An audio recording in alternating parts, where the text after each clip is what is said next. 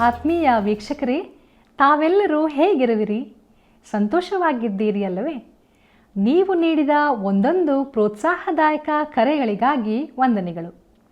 ಇಂದಿನ ಸತ್ಯವೇದ ಅಧ್ಯಯನ ಕಾರ್ಯಕ್ರಮಕ್ಕೆ ಪ್ರೀತಿಯಿಂದ ಸ್ವಾಗತಿಸುತ್ತೇವೆ. ಪ್ರಿಯರೇ, ಸಣ್ಣ ಪುಸ್ತಕವಾದ ಎಸ್ತರಳ ಪುಸ್ತಕದಲ್ಲಿ ದೇವರ ಕಾರ್ಯಗಳನ್ನು ನಾವು ತಿಳಿದುಕೊಳ್ಳುತ್ತಿದ್ದೇವೆ. ಯಹೂದ ಜನಾಂಗದ ವೈರಿಯಾದ ಹಾಮಾನನ ಯಹೂದಿ ವಿರೋಧತ್ವಕ್ಕೆ ಕಾರಣವೇನು? ಅವನ ಯೋಚನೆಯನ್ನು ಹೇಗೆ ಕಾರ್ಯರೂಪಕ್ಕೆ ತಂದನು? ಬನ್ನಿರಿ, ಈ ಎಲ್ಲ ಸಂಗತಿಗಳನ್ನು ದೇವರ ವಾಕ್ಯದ ಅಧ್ಯಯನದಲ್ಲಿ ಸವಿಸ್ತಾರವಾಗಿ ತಿಳಿದುಕೊಳ್ಳೋಣ. ನಮ್ಮ ಅಧ್ಯಯನವನ್ನು ಪ್ರಾರಂಭಿಸೋಣ. ಬನ್ನಿರಿ, ಪ್ರಾರ್ಥನೆ ಮಾಡೋಣ. ಪರಲೋಕದಲ್ಲಿರುವ ನಮ್ಮ ತಂದೆಯಾದ ದೇವರೇ, ನಿನ್ನ ಪರಿಶುದ್ಧ ನಾಮಕ್ಕೆ ಸ್ತೋತ್ರವಾಗಲಿ. ಕರ್ತನೆ, ಈಗ ನಿನ್ನ ವಾಕ್ಯದ ಅಧ್ಯಯನವನ್ನು ನಾವು ಪ್ರಾರಂಭಿಸುವಾಗ ನಮ್ಮ ಮನಸ್ಸನ್ನು ಸಿದ್ಧಪಡಿಸಿ ಗಮನವಿಟ್ಟು ನಿನ್ನ ವಾಕ್ಯವನ್ನು ಆಲಿಸಲು ನಮಗೆ ಕಲಿಸಿಕೊಡು. ಕರ್ತನೆ, ಈ ವಾಕ್ಯದಲ್ಲಿ ನಾವು ಹಾಮಾನನ ವಿಷಯವಾಗಿ ತಿಳಿಯುವುದಕ್ಕಿರುವಾಗ, ಒಂದು ವೇಳೆ ನಮ್ಮಲ್ಲಿ ಹಾಮಾನನ ಗುಣಲಕ್ಷಣಗಳು ಇರುವುದಾದರೆ ನಮ್ಮನ್ನು ತಪ್ಪಿಸಿ ನಮ್ಮನ್ನು ನೀತಿಯ ಮಾರ್ಗದಲ್ಲಿ ನಡೆಸು. ಕರ್ತನೆ, ಈ ಪ್ರಾರ್ಥನೆಯನ್ನು ನಿನ್ನ ಒಂದೇ ಪರಿಶುದ್ಧ ನಾಮದಲ್ಲಿ ಬೇಡಿ ಹೊಂದಿದ್ದೇವೆ ಕರ್ತನೆ, ಆಮೆನ್. ಕರ್ತನಲ್ಲಿ ಪ್ರೀತಿಯುಳ್ಳ ದೇವಜನರೇ, ನನ್ನನ್ನು ನಂಬುವವನು ಸತ್ತರೂ ಬದುಕುವನು, ಮತ್ತು ಬದುಕುತ್ತಾ ನನ್ನನ್ನು ನಂಬುವವನು ಎಂದಿಗೂ ಸಾಯುವುದಿಲ್ಲ ಎಂಬುದಾಗಿ ಹೇಳಿದಂಥ ನಮ್ಮ ರಕ್ಷಕನಾದ ಯೇಸು ಕ್ರಿಸ್ತನ ಮಹಿಮೆಯ ನಾಮದಲ್ಲಿ ನಿಮ್ಮೆಲ್ಲರಿಗೂ ನನ್ನ ಹೃದಯಪೂರ್ವಕವಾದ ಪ್ರೀತಿಯ ವಂದನೆಗಳು. ಪ್ರೀತಿಯುಳ್ಳ ದೇವಜನರೇ, ದೇವರ ವಾಕ್ಯ ಧ್ಯಾನದಲ್ಲಿ ನಾವು ಹೊಂದಿಕೊಂಡಂಥ ಸತ್ಯಗಳಿಗಾಗಿ ದೇವರನ್ನು ಕೊಂಡಾಡುತ್ತಾ ಎಸ್ತರಳ ಪುಸ್ತಕದ ಧ್ಯಾನದಲ್ಲಿ ಮುಂದೆ ಸಾಗೋಣ. ನಮ್ಮ ಧ್ಯಾನದಲ್ಲಿ ನಾವು ಮುಂದಕ್ಕೆ ನೋಡುವಾಗ ಎಸ್ತರಳ ಪುಸ್ತಕ 3ನೇ ಅಧ್ಯಾಯ 5 ಮತ್ತು 6ನೇ ವಚನವನ್ನು ಗಮನಿಸೋಣ. ಅಲ್ಲಿ ಹೀಗೆ ಬರೆದದೆ: ಮೊರ್ದೆಕೈಯು ತನಗೆ ಸಾಷ್ಟಾಂಗ ನಮಸ್ಕಾರ ಮಾಡುವುದಿಲ್ಲವೆಂದು ಹಾಮಾನನು ನೋಡಿ ಬಹು ಕೋಪವುಳ್ಳವನಾದನು. ಅವನು ಮೊರ್ದೆಕೈಯೊಬ್ಬನ ಮೇಲೆಯೇ ಕೈ ಎತ್ತುವುದು ಸಾಲದೆಂದೆಣಿಸಿ ಇವನು ಯಹೂದ ಜನಾಂಗದವನೆಂದು ಕೇಳಿದ ಮೇಲೆ ಅಹಷ್ವೇರೋಷನ ರಾಜ್ಯದಲ್ಲಿದ್ದ ಮೊರ್ದೆಕೈಯ ಬಂಧುಗಳನ್ನು, ಅಂದರೆ ಎಲ್ಲ ಯಹೂದ್ಯರನ್ನು ಸಂಹರಿಸಬೇಕೆಂದು ನಿರ್ಣಯಿಸಿಕೊಂಡನು ಎಂಬುದಾಗಿ. ಪ್ರೀತಿಯುಳ್ಳ ಸಹೋದರ ಸಹೋದರಿಯರೇ, ಹಾಮಾನನು ತಾನು ಹೀನ ಬುದ್ಧಿಯುಳ್ಳವನೆಂಬುದನ್ನು ತೋರ್ಪಡಿಸಿಕೊಳ್ಳುತ್ತಾನೆ. ಅವನು ಮೊರ್ದೆಕೈಯನ್ನು ಅಲಕ್ಷಿಸಬಹುದಿತ್ತು. ಮೊರ್ದೆಕೈಯು ದೇವರ ಮನುಷ್ಯನಾಗಿ ನಿಲ್ಲತೊಡಗುವಾಗ ಹಾಮಾನನು ತನ್ನ ಎಲ್ಲ ದುಷ್ಟತನದೊಂದಿಗೆ ಸೈತಾನನ ಮನುಷ್ಯನಾಗಿ ಕಂಡುಬರುತ್ತಾನೆ. ಅವನಲ್ಲಿ ಕಾಣುವ ಮೊದಲ ಸಂಗತಿ ಅವನ ನೀಚತನ. ಈ ವೃತ್ತಾಂತವಿಡೀ ಅವನೊಬ್ಬ ಹೀನ ವ್ಯಕ್ತಿತ್ವದವನಾಗಿ ಕಾಣುತ್ತಾನೆ. ಮುಂದೆ ಅವನು ತನ್ನ ಪತ್ನಿಯ ಹೆಗಲಿಗೆ ಆತುಕೊಂಡು ಗೋಳಿಡುವುದನ್ನು ನೋಡುತ್ತೇವೆ. ಅವನು ಹೀಗೆ ಹೇಳಿರಬಹುದು: ನನಗೆ ಬೇಕಾದೆಲ್ಲವೂ ಈ ರಾಜ್ಯದಲ್ಲಿ ದೊರಕುತ್ತದೆ, ಆದರೆ ಈ ಅಲ್ಪ ಯಹೂದ್ಯನು ನನಗೆ ನಮಸ್ಕರಿಸುವುದಿಲ್ಲವಲ್ಲ ಎಂದು. ಇಂಥ ಚಿಕ್ಕ ಸಂಗತಿಗಾಗಿ ತಲೆ ಕೆಡಿಸಿಕೊಳ್ಳುವುದು ಸಣ್ಣತನವೇ ಸರಿ. ಪ್ರಿಯರೇ, ಈಗ ಹಾಮಾನನು ಭಯಂಕರವಾದ ಒಂದು ಕಾರ್ಯಕ್ಕೆ ಮನಸ್ಸು ಮಾಡುತ್ತಾನೆ. ಅಹಷ್ವೇರೋಷನ ರಾಜ್ಯದಲ್ಲಿರುವ ಯಹೂದ್ಯರೆಲ್ಲರನ್ನೂ ನಾಶ ಮಾಡಲು ಹವಣಿಸುತ್ತಾನೆ. ಅಹಷ್ವೇರೋಷನ ರಾಜ್ಯದಲ್ಲಿರುವ ಎಲ್ಲ ಯಹೂದ್ಯರನ್ನು ನಾಶ ಮಾಡುವ ಯೋಚನೆ ಮಾಡುತ್ತಾನೆ. ಯಹೂದ್ಯರನ್ನು ಅರಸಿದವರನ್ನು ಹರಸುತ್ತೇನೆಂದು, ಶಪಿಸಿದವರನ್ನು ಶಪಿಸುತ್ತೇನೆಂದು ದೇವರು ಅಬ್ರಹಾಮನಿಗೆ ಮಾಡಿದ್ದ ವಾಗ್ದಾನದ ಕುರಿತು ಅವನಿಗೆ ಖಂಡಿತವಾಗಿ ಗೊತ್ತಿರಲಿಕ್ಕಿಲ್ಲ. ಆದರೆ ದೇವರು ಆ ವಾಗ್ದಾನವನ್ನು ನೆರವೇರಿಸುತ್ತಾನೆ. ಚರಿತ್ರೆಯ ಪುಟಗಳನ್ನು ತಿರುಗಿಸುವುದಾದರೆ ಯಹೂದ್ಯರು ತಮ್ಮನ್ನು ನಾಶಪಡಿಸಲು ಯತ್ನಿಸಿದ ಪ್ರತಿಯೊಂದು ಜನಾಂಗವೂ ತಮ್ಮೆದುರೇ ನಾಶವಾಗಿರುವುದನ್ನು ಕಂಡಿದ್ದಾರೆ. ಪ್ರಿಯರೇ, ಹಿಟ್ಲರನು ಅವರನ್ನು ಮುಗಿಸಲು ಯತ್ನಿಸಿದನು. ಅವರನ್ನು ಪೂರಾ ತೆಗೆದು ಬಿಡುತ್ತೇನೆಂದು ಅವನು ನೆನೆಸಿದನು. ಆದರೆ ಅವನು, ಅವನ ಜೊತೆಯಲ್ಲಿರುವವರೆಲ್ಲರೂ ಇಲ್ಲದೆ ಹೋದರು. ಆದರೆ ಯಹೂದ್ಯರು ಇನ್ನೂ ಇದ್ದಾರೆ. ಪ್ರಿಯರೇ, ದೇವರು ತನ್ನ ಜನರನ್ನು ಕಾಯುತ್ತೇನೆಂದು ವಾಗ್ದಾನ ಮಾಡಿದ್ದನು. ಅವರು ನಾಶವಾಗದೆ ಉಳಿದಿರುವುದೇ ಒಂದು ಅದ್ಭುತವಾಗಿದೆ. ದೇವರು ಅವರನ್ನು ಖಂಡಿತವಾಗಿ ಉಳಿಸಿದ್ದಾನೆ. ಎಸ್ತರಳ ಪುಸ್ತಕದಲ್ಲಿ ಕೂಡ ಈ ಸತ್ಯವನ್ನು ನಾವು ಕಾಣಲಿದ್ದೇವೆ. ಬನ್ನಿರಿ, ನಮ್ಮ ಧ್ಯಾನವನ್ನು ಮುಂದುವರಿಸುವ ಹಾಗೆ ಎಸ್ತರಳ ಪುಸ್ತಕ 3ನೇ ಅಧ್ಯಾಯ 7ನೇ ವಚನವನ್ನು ಗಮನಿಸೋಣ. ಅಲ್ಲಿ ಹೀಗೆ ಬರೆದದೆ: ಅರಸನಾದ ಅಹಷ್ವೇರೋಷನ ಆಳಿಕೆಯ 12ನೇ ವರ್ಷದ ಮೊದಲನೆಯ ತಿಂಗಳಾದ ಚೈತ್ರ ಮಾಸದಲ್ಲಿ ಹಾಮಾನನ ಮುಂದೆ ಶುಭ ಮಾಸವೂ ಶುಭ ದಿನವೂ ಯಾವುದೆಂದು ತಿಳಿದುಕೊಳ್ಳುವುದಕ್ಕೆ ಪೂರನ್ನು, ಅಂದರೆ ಚೀಟನ್ನು ಹಾಕಲು, ಚೀಟು 12ನೇ ತಿಂಗಳಾದ ಫಾಲ್ಗುಣ ಮಾಸದ 13ನೇ ದಿನಕ್ಕೆ ಬಿತ್ತು ಎಂಬುದಾಗಿ. ಕರ್ತನಲ್ಲಿ ಪ್ರೀತಿಯುಳ್ಳ ದೇವಜನರೇ, ಹಾಮಾನನ ಆ ಸಹನೆಯು ದಿನದಿಂದ ದಿನಕ್ಕೆ ಹೆಚ್ಚಾಗುತ್ತಿತ್ತು. ಪ್ರತಿದಿನ ಅವನು ಹೆಬ್ಬಾಗಿಲನ್ನು ದಾಟುವಾಗ ಎಲ್ಲರೂ ಅವನಿಗೆ ಅಡ್ಡ ಬೀಳುತ್ತಿದ್ದರೂ ಮೊರ್ದೆಕೈಯು ಮಾತ್ರ ಹಾಗೆ ಮಾಡುತ್ತಿರಲಿಲ್ಲ. ಇದು ಅವನಿಗೆ ಸಹಿಸಲಾರದಾಗಿತ್ತು. ಇದರ ಕುರಿತು ಏನನ್ನಾದರೂ ಮಾಡಲೇಬೇಕೆಂದು ಅವನು ತೀರ್ಮಾನಿಸಿದನು. ಪ್ರಿಯರೇ, ಮೊರ್ದೆಕೈಯು ತನಗೆ ನಮಸ್ಕರಿಸದಿರುವುದಕ್ಕೆ ಅವನ ಧಾರ್ಮಿಕ ನಂಬಿಕೆಯೇ ಕಾರಣವೆಂದು ಹಾಮಾನನಿಗೆ ತಿಳಿದಾಗ ಇಡೀ ಯಹೂದಿ ಜನಾಂಗವನ್ನೇ ನಾಶ ಮಾಡುವುದೇ ಇದಕ್ಕೆ ತಕ್ಕ ಪರಿಹಾರವೆಂದು ನೆನೆಸಿದನು. ನೋಡಿರಿ, ಯಹೂದ್ಯರ ನಾಶಕ್ಕೆ ಯಾವ ದಿವಸ ಸೂಕ್ತವೆಂದು ನಿರ್ಧರಿಸುವುದಕ್ಕೆ ಹಾಮಾನನು ಮಾಂತ್ರಿಕರನ್ನು ಕರೆಯಿಸಿ ಅವರಿಂದ ಪೂರ್ ಅಂದರೆ ಚೀಟಿಯನ್ನು ಹಾಕಿಸಿದನು. ಆದರೆ ಚೀಟಿಯ ನಿರ್ಧಾರವು ದೇವರ ಕೈಯಲ್ಲಿದೆಯೆಂದು, ಈ ಸನ್ನಿವೇಶದಲ್ಲಿಯೂ ಆತನ ತೀರ್ಮಾನವೇ ಅಂತಿಮವೆಂದು ಮಾಂತ್ರಿಕರಾಗಲಿ ಹಾಮಾನನಾಗಲಿ ತಿಳಿದಿರಲಿಲ್ಲ. ಚೀಟಿಯು ವರ್ಷದ ಕೊನೆ ತಿಂಗಳಿಗೆ ಬಿತ್ತು. ಹಾಮಾನನ ಸಂಚು ಬಹಿರಂಗಗೊಂಡು ನಿಲ್ಲಿಸಲ್ಪಡಲು ಸಾಕಷ್ಟು ಕಾಲಾವಕಾಶ ದೊರಕಿತು. ಬನ್ನಿರಿ ಪ್ರಿಯರೇ, ನಮ್ಮ ಧ್ಯಾನದಲ್ಲಿ ಮುಂದುವರಿಯುವಾಗೆ ಎಸ್ತೇರಳ ಪುಸ್ತಕ 3ನೇ ಅಧ್ಯಾಯ 8 ಮತ್ತು 9ನೇ ವಚನಗಳನ್ನು ಗಮನಿಸೋಣ. ಅಲ್ಲಿ ಹೀಗೆ ನೋಡುತ್ತೇವೆ: ಹಾಮಾನನು ಅರಸನಾದ ಆಶ್ವೇರೋಷನಿಗೆ, ನಿನ್ನ ರಾಜ್ಯದ ಸಂಸ್ಥಾನಗಳಲ್ಲಿ ಒಂದು ಜನಾಂಗವಿರುತ್ತದೆ. ಅದು ಇತರ ಜನಾಂಗಗಳವರ ಮಧ್ಯದಲ್ಲಿ ಹರಡಿದ್ದರೂ ಅವರಿಂದ ಪ್ರತ್ಯೇಕವಾಗಿ ಇರುತ್ತದೆ. ಆ ಜನಾಂಗದವರ ನಿಯಮಗಳು ಇತರ ಎಲ್ಲ ಜನಾಂಗಗಳವರ ನಿಯಮಗಳಿಗೆ ಬೇರೆಯಾಗಿರುತ್ತದೆ. ಅರಸನ ನಿಯಮಗಳಂತೂ ಅವರು ಅನುಸರಿಸುವುದೇ ಇಲ್ಲ. ಅರಸನು ಅವರನ್ನು ಸುಮ್ಮನೆ ಬಿಡುವುದು ಉಚಿತವಲ್ಲ. ಅರಸನ ಚಿತ್ತ ಬಂದರೆ ಅವರನ್ನು ಸಂಹರಿಸಬೇಕು ಎಂಬ ರಾಯಸವು ಹೊರಡಲಿ. ಹಾಗೆ ಮಾಡಿದರೆ ನಾನು ರಾಜಭಂಡಾರಗಳಿಗೆ ಸೇರಿಸುವುದಕ್ಕೋಸ್ಕರ 10,000 ತಲಾಂತು ಬೆಳ್ಳಿಯನ್ನು ತೂಕ ಮಾಡಿ ಉದ್ಯೋಗಸ್ಥರ ಕೈಗೆ ಒಪ್ಪಿಸುವೆನು ಎಂದು ಹೇಳಿದನು ಎಂಬುದಾಗಿ. ಪ್ರೀತಿಯುಳ್ಳ ದೇವಜನರೇ, ಅರಸನಿಗೆ ಆ ದೇಶದಲ್ಲಿ ವಾಸಿಸುವ ಒಂದು ಜನಾಂಗವು ಇತರ ಎಲ್ಲ ಜನಾಂಗಗಳಿಗಿಂತ ಭಿನ್ನವಾದವರು. ಅವರು ಮೋಶೆಯ ಧರ್ಮಶಾಸ್ತ್ರವನ್ನನುಸರಿಸುವವರು. ಈ ಜನಾಂಗದವರನ್ನು ಸಂಹರಿಸಿಬಿಡಬೇಕು ಎಂದು ಹಾಮಾನನು ಹೇಳಿಕೊಟ್ಟನು. ಅವರು ಅರಸನ ನಿಯಮಗಳನ್ನು ಪಾಲಿಸುವುದಿಲ್ಲವೆಂತಲೂ ಅವರ ನಿರ್ನಾಮವಾದರೆ ಅವರ ಆಸ್ತಿಗಳಿಂದಾಗಿ ರಾಜಬೊಕ್ಕಸಕ್ಕೆ ತುಂಬ ಆದಾಯ ಬರುವುದೆಂತಲೂ ಅರಸನಿಗೆ ಮನದಟ್ಟು ಮಾಡಿದನು. ಪ್ರಿಯರೇ, ಆಶ್ವೇರೋಷನು ಇತ್ತೀಚೆಗಷ್ಟೇ ಒಂದು ದೊಡ್ಡ ಯುದ್ಧ ನಡೆಸಿ ಅದರಿಂದ ಅವನಿಗೆ ತುಂಬ ನಷ್ಟವಾಗಿತ್ತು. ಅವನಿಗೆ ಈಗ ಹಣದ ಅಗತ್ಯಕತೆ ತುಂಬ ಇತ್ತು. ಅವನಿಗಾದ ನಷ್ಟವು ಹಾಮಾನನ ಯೋಜನೆಯಿಂದ ತುಂಬಿಸಲ್ಪಡಬಹುದಿತ್ತು. ಅರಸನಿಗೆ ಈ ಯೋಜನೆ ಆಸಕ್ತಿ ಹುಟ್ಟಿಸಿತು. ರಾಜಕೀಯದಲ್ಲಿ ಆದಾಯ ಹೆಚ್ಚಿಸುವುದಕ್ಕೆ ಏನೇನೋ ಮಾರ್ಗಗಳನ್ನು ಅನುಸರಿಸುತ್ತಾರೆ. ಅರಸನಿಗೆ ಇದು ಸರಿಯಾದದೆಂದು ಕಂಡಿತು. ಕರ್ತನಲ್ಲಿ ಪ್ರಿಯರೇ, ಆಗಿನ ಕಾಲದ ಅಧಿಕಾರಿಗಳ ಸ್ವಭಾವದಂತೆ ಜನರ ಪ್ರಾಣದ ವಿಚಾರವಾಗಿ ಆಶ್ವೇರೋಷನಿಗೆ ಯಾವ ಚಿಂತೆಯೂ ಇರಲಿಲ್ಲ. ಆದ್ದರಿಂದ ಹಾಮಾನನು ನಾಶಪಡಿಸಬೇಕೆಂದಿದ್ದ ಜನಾಂಗವು ಯಾವುದೆಂದೂ ಕೂಡ ಅವನು ವಿಚಾರಿಸಲಿಲ್ಲ. ಮತ್ತು ರಾಣಿಯಾದ ಎಸ್ತೇರಳು ಆ ಜನಾಂಗಕ್ಕೆ ಸೇರಿದವಳೆಂಬುದು ಹಾಮಾನನಿಗೆ ತಿಳಿದಿರಲಿಲ್ಲ. ಅರಸನಿಗೂ ತನ್ನ ರಾಣಿಯು ಯಹೂದ್ಯಳೆಂದು ತಿಳಿದಿರಲಿಲ್ಲ. ಆದ್ದರಿಂದ ಆಕೆಯ ಮರಣಕ್ಕೆ ಕಾರಣವಾಗಬಹುದಾದ ರಾಜಾಜ್ಞೆಗೆ ಒಪ್ಪಿಗೆ ನೀಡುತ್ತಾನೆ. ಪ್ರೀತಿಯುಳ್ಳ ದೇವಜನರೇ, ಮುಂದಕ್ಕೆ ನಮ್ಮ ಧ್ಯಾನದಲ್ಲಿ ಎಸ್ತೇರಳ ಪುಸ್ತಕ 3ನೇ ಅಧ್ಯಾಯ 10ನೇ ವಚನವನ್ನು ಗಮನಿಸೋಣ. ಅಲ್ಲಿ ಹೀಗೆ ಬರೆದದೆ: ಆಗ ಅರಸನು ತನ್ನ ಕೈಯಲ್ಲಿದ್ದ ಮುದ್ರೆಯುಂಗುರವನ್ನು ತೆಗೆದು ಆಗಾಗನ ವಂಶದವನು ಹಮ್ಮೇದಾತನ ಮಗನು ಯಹೂದ ದ್ವೇಷಿಯೂ ಆದ ಹಾಮಾನನಿಗೆ ಒಪ್ಪಿಸಿದನು ಎಂಬುದಾಗಿ. ಪ್ರೀತಿಯುಳ್ಳ ಸಹೋದರ ಸಹೋದರಿಯರೇ, ಆಶ್ವೇರೋಷನು ತನ್ನ ಕೈಯಲ್ಲಿದ್ದ ಮುದ್ರೆಯುಂಗುರವನ್ನು ತೆಗೆದು ಹಾಮಾನನಿಗೆ ಕೊಟ್ಟನು. ಈ ಉಂಗುರದಲ್ಲಿದ್ದ ಮುದ್ರೆಯನ್ನು ಮೃದು ಅರಕಿನ ಮೇಲೆ ಒತ್ತಿದಾಗ ಅದರ ಅಚ್ಚು ಬರುತ್ತದೆ. ಅದು ಅರಸನ ಮುದ್ರೆಯಾಗುತ್ತದೆ. ಈ ರೀತಿಯ ಅರಸನ ಮುದ್ರೆ ಹೊಂದಿದ್ದ ಆಜ್ಞೆಯು ರಾಜಾಜ್ಞೆಯೆಂದು ಪರಿಗಣಿಸಲ್ಪಡುತ್ತದೆ.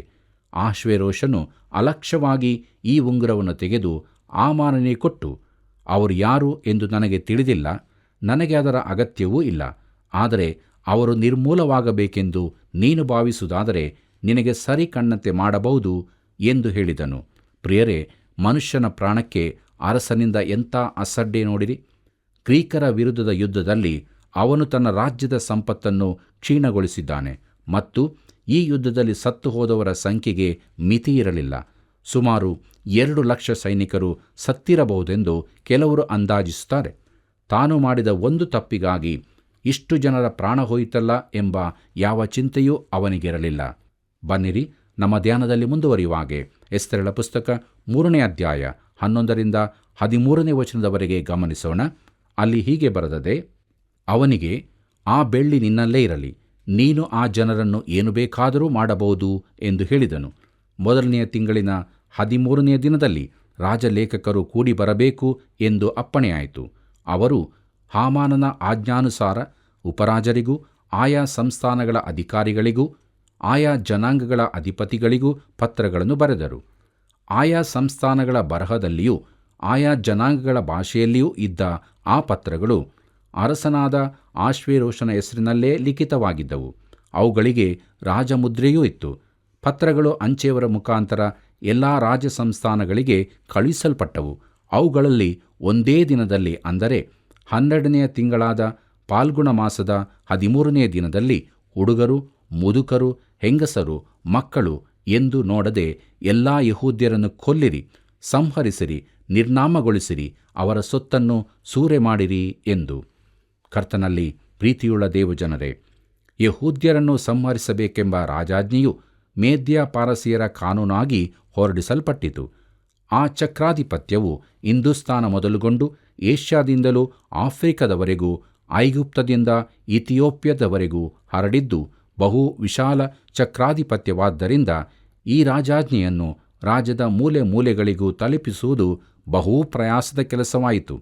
ಪ್ರಿಯರೇ, ಆ ರಾಜ್ಯದಲ್ಲಿ ಕನಿಷ್ಠ 127 ಭಾಷೆಗಳನ್ನಾಡುವ ಜನರಿದ್ದರು. ಇದಲ್ಲದೆ ಚಿಕ್ಕ ಭಾಷೆಗಳನ್ನಾಡುವ ಗುಂಪುಗಳು ಅನೇಕವಿದ್ದವು. ಈ ಎಲ್ಲ ಭಾಷೆಗಳಿಗೂ ಈ ರಾಜಾಜ್ಞೆಯು ಭಾಷಾಂತರಿಸಲ್ಪಡಬೇಕಾಗಿತ್ತು. ಇದು ದೊಡ್ಡ ಸರಕಾರಿ ಕೆಲಸವಾಯಿತು. ಬರಹಗಾರರಿಗೆ ಈ ಕಾನೂನಿನ ಪ್ರತಿಗಳನ್ನು ಮಾಡುವುದು, ಭಾಷಾಂತರಿಸುವುದು ಬಹು ಪ್ರಯಾಸದ ಕೆಲಸವಾಯಿತು. ಇಡೀ ರಾಜ್ಯಕ್ಕೆ ಕಳುಹಿಸಲು ಬೇಕಾದಷ್ಟು ಪ್ರತಿಗಳಾದಾಗ ಅವುಗಳನ್ನು ಒಂಟೆ ಸವಾರರು, ಕತ್ತೆ ಸವಾರರು, ಕಾಲಾಳುಗಳು ಮೂಲಕ ಕಳಿಸಲಾಯಿತು. ನಿಗದಿಸಲ್ಪಟ್ಟ ದಿನದಲ್ಲಿ ಯೆಹೂದ್ಯರನ್ನು ಸಂಹರಿಸಲಾಗುವುದು. ಈ ರಾಜಾಜ್ಞೆಯಿಂದಾಗಿ ಯೆಹೂದಿ ವೈರತ್ವಕ್ಕೆ ಪೂರ್ಣ ಬೆಂಬಲ ನೀಡಿದಂತಾಯಿತು. ಪ್ರಿಯರೇ, ಅನೇಕರಿಗೆ ತಮ್ಮ ಮನಸ್ಸಿನ ಆಶೆಯನ್ನು ಪೂರೈಸಿಕೊಳ್ಳಲು ಅವಕಾಶವಾಯಿತು. ಆ ನೇಮಕವಾದ ದಿನದಂದು ಯೆಹೂದ್ಯರನ್ನು ಕೊಲ್ಲುವುದು ನ್ಯಾಯಸಮ್ಮತವಾದದ್ದಾಯಿತು. ಕರ್ತನಲ್ಲಿ ಪ್ರಿಯರೇ, ಈ ರಾಜಾಜ್ಞೆಯು ಮೇದ್ಯ ಪಾರಸಿಯರ ಕಾನೂನಾಗಿ ಹೊರಟಿತು. ಈ ಪುಸ್ತಕದ ಆದಿಯಿಂದಲೂ ತಿಳಿಸಲಾದದ್ದೇನೆಂದರೆ, ಈ ರೀತಿಯ ಕಾನೂನನ್ನು ಯಾರೂ ಬದಲಾಯಿಸಲು ಸಾಧ್ಯವಿರಲಿಲ್ಲ. ಇದಕ್ಕೆ ಪ್ರತಿಯಾದ ಬೇರೆ ಕಾನೂನು ಮಾಡಲ್ಪಟ್ಟಿತು, ಆದರೆ ಈ ಕಾನೂನನ್ನು ಬದಲಾಯಿಸಲು ಸಾಧ್ಯವಿರಲಿಲ್ಲ. ಬನ್ನಿರಿ ಪ್ರಿಯರೇ, ಮುಂದಕ್ಕೆ ನಮ್ಮ ಧ್ಯಾನದಲ್ಲಿ ಎಸ್ತೇರಳ ಪುಸ್ತಕ 3ನೇ ಅಧ್ಯಾಯ 14 ಮತ್ತು 15ನೇ ವಚನಗಳನ್ನು ಗಮನಿಸೋಣ. ಅಲ್ಲಿ ಹೀಗೆ ಬರೆದದೆ, ಎಲ್ಲರೂ ಆ ದಿನದಲ್ಲಿ ಸಿದ್ಧವಾಗಿರುವ ಹಾಗೆ ಈ ಪತ್ರದ ಒಂದೊಂದು ಪ್ರತಿಯು ಪ್ರತಿಯೊಂದು ಸಂಸ್ಥಾನದಲ್ಲಿ ರಾಜವಿಧಿಯೆಂದು ಎಲ್ಲ ಜನರಲ್ಲಿಯೂ ಪ್ರಕಟಿಸಲ್ಪಡಬೇಕು ಎಂದು ಬರೆದಿತ್ತು. ಈ ನಿರ್ಣಯವು ಶೂಷಾನ್ ಕೋಟೆಯಲ್ಲಿ ಪ್ರಕಟವಾದಾಗಲೇ ಅಂಚೆಯವರು ರಾಜಾಜ್ಞೆಯ ಮೇರೆಗೆ ಶೀಘ್ರವಾಗಿ ಹೊರಟರು. ಅರಸನಾದರೂ ಹಾಮಾನನೊಡನೆ ಸುರಪಾನ ಮಾಡುವುದಕ್ಕೆ ಕೂತುಕೊಂಡನು. ಅತ್ತ ಶೂಷಾನ್ ಪಟ್ಟಣದಲ್ಲಿ ತಳಮಳವಾಯಿತು ಎಂಬುದಾಗಿ. ಕರ್ತನಲ್ಲಿ ಪ್ರೀತಿಯುಳ್ಳ ದೇವಜನರೇ, ಯೆಹೂದ್ಯರು ರಾಜದ್ರೋಹಿಗಳಾಗಿರಲಿಲ್ಲ. ಅವರು ಯಾವ ದೊಡ್ಡ ಅಪರಾಧವನ್ನೂ ಮಾಡಿರಲಿಲ್ಲ. ಅವರನ್ನು ನಿರ್ನಾಮ ಮಾಡುವ ಈ ಅತಿರೇಕದ ತೀರ್ಮಾನ ಯಾಕಾಗಿ? ಯಾಕಂದರೆ ಯೆಹೂದ್ಯರನ್ನು ಆ ಪಟ್ಟಣದ ಜನರು ಮೆಚ್ಚದಿದ್ದರು. ಅವರು ವಿಚಿತ್ರ ಸಂಪ್ರದಾಯಗಳ ಪರದೇಶಸ್ಥರೆಂದು ನೆನೆಸಿದ್ದರು. ಅವರನ್ನು ನಾಶ ಮಾಡುವ ಮನಸ್ಸು ಪಟ್ಟಣದ ಜನರಿಗಿರಲಿಲ್ಲ. ಇಂಥ ಒಂದು ರಾಜಾಜ್ಞೆಯನ್ನು ಅರಸನು ಯಾಕೆ ಹೊರಡಿಸಿದನೆಂದು ಅವರಿಗೆ ತಿಳಿಯಲಿಲ್ಲ. ಆದರೆ ಆ ದಿನದ ಸಾಯಂಕಾಲ ಅರಮನೆಯಿಂದ ಸವಾರರು ರಾಜಾಜ್ಞೆಯೊಂದಿಗೆ 100 ಸಂಖ್ಯೆಯಲ್ಲಿ ಹೊರಟರು. ಅದು ವಿಶಾಲವಾದ ರಾಜ್ಯವಾದ್ದರಿಂದ ಈ ಕಾರ್ಯಕ್ಕೆ 100 ಜನರ ಅವಶ್ಯವಿತ್ತು. ಒಂದು ಗುಂಪು ದಕ್ಷಿಣಕ್ಕೆ, ಒಂದು ಗುಂಪು ಉತ್ತರಕ್ಕೆ, ಇನ್ನೊಂದು ಗುಂಪು ಪೂರ್ವಕ್ಕೆ, ಮತ್ತೊಂದು ಪಶ್ಚಿಮಕ್ಕೆ, ಹೀಗೆ ಎಲ್ಲ ದಿಕ್ಕುಗಳಿಗೂ ದೂತರು ಹೋದರು. ಅವರು ತಮ್ಮ ಗುರಿ ತಲುಪಿದಾಗ ಆ ಊರಿನ ಜನರಿಗೆ ಓದಲು ಆಗುವಂತೆ ರಾಜಾಜ್ಞೆಯ ಪ್ರತಿಗಳನ್ನು ನೇತಾಡಿಸುತ್ತಿದ್ದರು. ಹೀಗೆ ಯೆಹೂದ್ಯರ ನಾಶವಾಗಬೇಕೆಂಬ ರಾಜಾಜ್ಞೆ ದೇಶವಿಡೀ ಪ್ರಸಾರವಾಯಿತು. ಅವರು ಶೀಘ್ರವಾಗಿ ಹೊರಟರು ಎಂದು ಬರೆದದೆ. ಪ್ರಿಯರೇ, ಆದರೆ ಅರಸನು ಈ ವಿಚಾರವಾಗಿ ಯಾವ ಗಮನವನ್ನೂ ಹರಿಸಲಿಲ್ಲ. ಅವನು ಹಾಮಾನನೊಂದಿಗೆ ಕುಡಿತದಲ್ಲಿ ತೊಡಗಿಸಿಕೊಂಡಿದ್ದನು. ಆದರೆ ತನ್ನ ಆಜ್ಞೆಯು ತನ್ನ ರಾಣಿಗೂ ಬಾಧಕವಾದೀತೆಂದು ಅವನು ತಿಳಿಯಲಿಲ್ಲ. ಕರ್ತನಲ್ಲಿ ಪ್ರಿಯರೇ, ಯೆಹೂದಿ ವೈರತ್ವವು ಭಯಂಕರವಾದ ಸಂಗತಿಯಾಗಿದೆ. ಅದು ಈ ದಿನಗಳಲ್ಲಿಯೂ ಪ್ರಚಲಿತವಿದೆ. ಕ್ರೈಸ್ತನಾದವನಲ್ಲಿ ಈ ಭಾವನೆ ಖಂಡಿತವಾಗಿಯೂ ಇರಕೂಡದು. ಪ್ರೀತಿಯುಳ್ಳ ಸಹೋದರ ಸಹೋದರಿಯರೇ, ಈ ಯಹೂದಿ ವೈರತ್ವವು ಐಗುಪ್ತದಲ್ಲಿ ಹುಟ್ಟಿಕೊಂಡಿತು. ಅದು ಕ್ರೂರಿಯಾದ ಫರೋಹನ ರಾಜ್ಯಭಾರದ ಕಾಲದಲ್ಲಿ ಯಹೂದ್ಯರು ಒಂದು ಜನಾಂಗವಾಗಿ ಪ್ರಬಲಗೊಂಡಾಗ ನಡೆಯಿತು. ಆ ಕಾಲದಿಂದಲೂ ಜಗತ್ತಿನ ಮಹಾರಾಜ್ಯಗಳೆಲ್ಲ ಯಹೂದ್ಯರನ್ನು ದ್ವೇಷಿಸುತ್ತಲೇ ಬಂದಿವೆ. ಅಶೂರ್ಯರು ಅವರನ್ನು ಸೆರೆಯಾಗಿ ಕೊಂಡೊಯ್ದಾಗ ಬ್ಯಾಬಿಲೋನ್ಯರು ಎಲ್ಲರನ್ನೂ ದ್ವೇಷಿಸಿದರು. ಈ ಎಸ್ತೇರಳ ಪುಸ್ತಕದಲ್ಲಿ ಪಾರಸಿಯ ದೇಶದಲ್ಲಿನ ಅವರ ಸ್ಥಿತಿಯನ್ನು ಕಾಣುತ್ತೇವೆ. ರೋಮನ್ನರು ಈ ವಿಚಾರದಲ್ಲಿ ದೋಷಿಗಳಾಗಿದ್ದರು. ಸ್ಪ್ಯಾನಿಷ್ ತನಿಖೆಯ ಸಂಗತಿಯು ಯಹೂದ್ಯರನ್ನು ಗುರಿಮಾಡಿಯೇ ಇತ್ತು. ಮುಂದೆ ಜರ್ಮನಿಯಲ್ಲಿ ಹಿಟ್ಲರನಿಂದಾದ ಸುಮಾರು 6 ಲಕ್ಷ ಯಹೂದ್ಯರು ಕೊಲ್ಲಲ್ಪಟ್ಟರೆಂದು ಅಂದಾಜಿಸಲಾಗಿದೆ. ಪ್ರಿಯರೇ, ಈ ಯಹೂದಿ ವಿರೋಧತ್ವಕ್ಕೆ ಕಾರಣವೇನು? ಅದನ್ನು ಚುಟುಕಾಗಿ ನೋಡೋಣ. ವೈರತ್ವದ ಹಿಂದೆ 2 ಕಾರಣಗಳಿವೆ. ಮೊದಲನೆಯದು ಸ್ವಾಭಾವಿಕವಾದ ಕಾರಣವಾಗಿದೆ. ಎರಡನೆಯದು ದೈವಿಕ ಕಾರಣವಾದದ್ದು. ಪ್ರಿಯರೇ, ಸ್ವಾಭಾವಿಕ ಕಾರಣ ಹೀಗಿದೆ: ಅವರು ಪ್ರೀತಿ ಪಾತ್ರರಾಗಿರಲಿಲ್ಲ. ನನ್ನನ್ನು ತಪ್ಪಾಗಿ ಭಾವಿಸಬೇಡಿರಿ. ಒಬ್ಬ ಕ್ರೈಸ್ತ ಯಹೂದ್ಯನಿದ್ದನು. ಅವನು ನನಗೆ ಅತಿ ಹತ್ತಿರದ ಸ್ನೇಹಿತನಾಗಿದ್ದನು. ಒಳ್ಳೆಯ ವ್ಯಕ್ತಿ ಕೂಡ ಆಗಿದ್ದನು. ನಾವು ಸತ್ಯ ಸಂಗತಿಯನ್ನು ಎದುರಿಸಲೇಬೇಕು. ದೇವರಿಲ್ಲದ ವ್ಯಕ್ತಿ ಯಹೂದ್ಯನಾದರೂ ಅನ್ಯನಾದರೂ ಪ್ರೀತಿ ಪಾತ್ರನಲ್ಲ. ದೇವರಿಲ್ಲದ ಅನ್ಯನಿಗಿಂತ ಹೆಚ್ಚಿನ ಪ್ರೀತಿ ಪಾತ್ರರಲ್ಲದವರು ಬೇರೆ ಇರಲಿಕ್ಕಿಲ್ಲ, ಮತ್ತು ಯಹೂದ್ಯನಾದ ಕ್ರೈಸ್ತನಿಗಿಂತ ಪ್ರೀತಿ ಪಾತ್ರನೂ ಇರಲಿಕ್ಕಿಲ್ಲ. ಪ್ರಿಯರೇ, ನಮ್ಮನ್ನು ದೇವರು ಪ್ರೀತಿಗೆ ಯೋಗ್ಯರಲ್ಲದ ಅನಾಕರ್ಷಕರಾಗಿದ್ದುದನ್ನು ಕಂಡು ಕ್ರಿಸ್ತನಲ್ಲಿ ನೂತನ ವ್ಯಕ್ತಿಗಳನ್ನಾಗಿ ಮಾಡುತ್ತಾನೆ. ಅದೇ ಸಾರ್ವಭೌಮ ಕೃಪೆಯಿಂದಲೇ ದೇವರು ಯಹೂದ್ಯರನ್ನು ಆರಿಸಲ್ಪಟ್ಟ ಜನಾಂಗವಾಗಿ ಮಾಡಿದನು. ಪ್ರಿಯರೇ, ಯಹೂದ್ಯರು ವೈರತ್ವಕ್ಕೆ ಗುರಿಯಾಗಲು ದೈವಿಕ ಕಾರಣವೂ ಇದೆ. ದೇವರ ಯೋಜನೆಗನುಸಾರ ಆತನ ವಾಕ್ಯದ ಜವಾಬ್ದಾರಿ ಹೊತ್ತವರು ಯಹೂದಿ ಜನಾಂಗದವರಾಗಿದ್ದರು. ಅವರ ಮುಖಾಂತರ ನಮಗೆ ಸತ್ಯವೇದ ಬಂದಿರುತ್ತದೆ. ದೇವರು ಅವರನ್ನು ಅದಕ್ಕಾಗಿ ಆರಿಸಿಕೊಂಡನು. ಅವರಿಂದ ದೇವರ ವಾಕ್ಯ ದಾಟಿ ಬಂದಿತು. ಅವರು ದೇವರ ವಾಕ್ಯದ ಭಂಡಾರವಾಗಿರುವುದರಿಂದಲೂ ಯೇಸು ಕ್ರಿಸ್ತನು ಅವರ ವಂಶದಲ್ಲಿ ಶರೀರಧಾರಿಯಾಗಿ ಬಂದಿರುವುದರಿಂದಲೂ ಸೈತಾನನು ಅವರನ್ನು ದ್ವೇಷಿಸುತ್ತಾನೆ. ಪೌಲನು ಹೀಗೆ ಹೇಳಿದ್ದಾನೆ. ರೋಮಾಪುರದವರಿಗೆ ಬರೆದ ಪತ್ರಿಕೆ 9ನೇ ಅಧ್ಯಾಯ 5ನೇ ವಚನದಲ್ಲಿ, ಪಿತೃಗಳು ಅವರ ಜನವೇ, ಕ್ರಿಸ್ತನು ಅವರ ವಂಶದಲ್ಲಿಯೇ ಹುಟ್ಟಿದನು ಎಂಬುದಾಗಿ. ಪ್ರಿಯರೇ, ಇದನ್ನು ಅಲ್ಲಗಳೆಯಲು ಸಾಧ್ಯವೇ ಇಲ್ಲ. ಇದರಿಂದಾಗಿ ಯಹೂದ್ಯರ ಮೇಲೆ ವೈರತ್ವವೂ ಬಂದಿತು. ಸತ್ಯವೇದದಲ್ಲಿ ಇದು ಸ್ಪಷ್ಟವಾಗಿದೆ. ದೇವರು ಅವರನ್ನು ತನ್ನ ಜನರನ್ನಾಗಿಯೂ ಸ್ವಕೀಯ ಜನಾಂಗವನ್ನಾಗಿಯೂ ಆರಿಸಿಕೊಂಡಿದ್ದಾನೆಂದು ನಮಗೆ ತಿಳಿದದೆ. ಸೈತಾನನು ಅವರನ್ನು ದ್ವೇಷಿಸುತ್ತಾನೆ. ಇದರ ಪರಿಣಾಮವಾಗಿ ಪ್ರಪಂಚದ ಜನಾಂಗಗಳು ಅವರ ವಿರುದ್ಧ ಕೋಪವನ್ನು ಕಾರುತ್ತಾ ಇರುತ್ತವೆ. ಕರ್ತನಲ್ಲಿ ಪ್ರಿಯರೇ, ಅಹಷ್ವೇರೋಷನು ಮಾಡಿದ ಕಾನೂನನ್ನು ಯಾರೂ ತೆಗೆದುಹಾಕಲು ಸಾಧ್ಯವಿಲ್ಲ. ವಷ್ಟಿಯನ್ನು ರಾಣಿಯ ಸ್ಥಾನದಿಂದ ತೆಗೆದದ್ದನ್ನು ನಾವು ನೋಡಿದೆವು. ಕಾನೂನನ್ನು ಬದಲಾಯಿಸಲು ಸಾಧ್ಯವಿಲ್ಲ. ಅರಸನೂ ಕೂಡ ಅದನ್ನು ಮಾಡಲಾರನು. ಪ್ರಿಯರೇ, ಯಹೂದ್ಯರನ್ನು ಸಂಹರಿಸಬೇಕೆನ್ನುವ ರಾಜಾಜ್ಞೆಗೆ ಅರಸನೇ ಸಹಿ ಹಾಕಿದ್ದಾನೆ. ಅದು ಮೇದ್ಯ ಪಾರಸಿಯರ ಕಾನೂನಾಯಿತು. ಅದನ್ನು ಇನ್ನು ಬದಲಾಯಿಸಲು ಸಾಧ್ಯವೇ ಇಲ್ಲ. ಹಾಗಾದರೆ ದೇವರು ತನ್ನ ಜನರನ್ನು ಹೇಗೆ ಕಾಪಾಡುತ್ತಾನೆ? ಅದಕ್ಕಾಗಿ ಇನ್ನೊಂದು ರಾಜಾಜ್ಞೆ ಹೊರಡಿಸಲೇಬೇಕಾಗುತ್ತದೆ. ಯಾರಾದರೂ ಮಧ್ಯ ಪ್ರವೇಶಿಸಲೇಬೇಕಾಗುತ್ತದೆ. ಇದಕ್ಕಾಗಿ ದೇವರು ತಕ್ಕ ಸಿದ್ಧತೆ ಮಾಡುತ್ತಾ ಇದ್ದಾನೆ. ಪ್ರೀತಿಯುಳ್ಳ ಸಹೋದರ ಸಹೋದರಿಯರೇ, ಈ ಚಿಕ್ಕ ಪುಸ್ತಕದ ಅಧ್ಯಯನವನ್ನು ನಾವು ಆರಂಭಿಸುವಾಗ ದೇವರ ಒದಗಿಸುವಿಕೆಯ ಕುರಿತಾಗಿ ಮಾತನಾಡಿದೆವು. ವಿಗ್ರಹಾರಾಧಕರ ಆಸ್ಥಾನದಲ್ಲಿ ನಡೆದ ಕುಡಿತದ ಅಮಲಿನ ಕೂಟದ ಕುರಿತಾಗಿ ನೋಡಿದೆವು. ಸಾವಿರಾರು ಜನರು ಒಂದು ಔತಣಕೂಟಕ್ಕಾಗಿ ಸೇರಿ ಬಂದಿದ್ದರು. ಕುಟುಂಬದೊಳಗಿನ ವಿರಸವು ಪ್ರಕಟವಾಗಿ ರಾಜನ ಅಪ್ಪಣೆಗೆ ವಿಧೇಯಲಾಗಲೊಲ್ಲದ ರಾಣಿಯನ್ನು ವಜಾ ಮಾಡಲಾಯಿತು. ಈ ಎಲ್ಲ ಸಂಗತಿಗಳಿಗೂ ದೇವರು ತನ್ನ ಜನರನ್ನು ರಕ್ಷಿಸುವುದಕ್ಕೂ ಏನು ಸಂಬಂಧವಿದೆ? ಪ್ರಿಯರೇ, ಎಲ್ಲವೂ ಇದೆ. ದೇವರು ಕಾರ್ಯ ನಡೆಸತೊಡಗುತ್ತಾನೆ ಮತ್ತು ಬಹಳ ದೊಡ್ಡ ರೀತಿಯಲ್ಲಿಯೇ ಸಿಂಹಾಸನದ ಸಮೀಪದಲ್ಲೇ ಆತನು ಒಬ್ಬ ವ್ಯಕ್ತಿಯನ್ನು ಇರಿಸಿದ್ದಾನೆ. ಯಹೂದ್ಯರನ್ನು ರಕ್ಷಿಸುವುದಕ್ಕೆ ಆಕೆ ಕಾರಣರಾಗುತ್ತಾಳೆ.